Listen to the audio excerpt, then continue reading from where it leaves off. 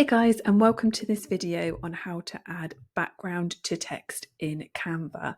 If you guys are new to the Guide Infinity channel, if you could scroll down and hit the subscribe button and also the like button, that would be amazing.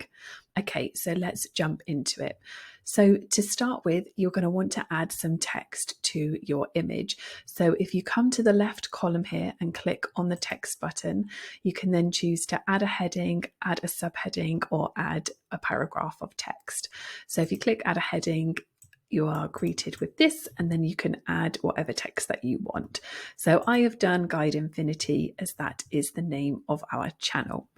So we come up to the left hand side here and we are going to want to search for shapes. So we have got shapes down here in our menu, but if you don't have it, if you type shapes into the search bar, and then you can see they've popped up, and if you click on this see all, you can then see all the shapes that are available to you.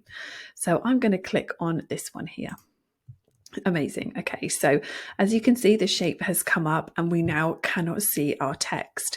If you right click on the shape and press layer, we then want to press send to back so that it will go behind our text. And we then want to change the color of it. So if you come up to the top left here, we click on this square that then says color, and we're then going to change it to, we're going to go to a nice red, but you can choose any color that you want to. You've also got some different gradients down here if you're wanting to spice things up, make things nice and different, and you can choose whatever you want. Back onto the shape, you can see that we have got these circles on each of the corners, and these are to make the shape bigger. So I'm going to press on these little rectangles here on the side, and I'm just going to make this nice and big, and then just make it a little bit bigger and then position to it. There we go. Amazing.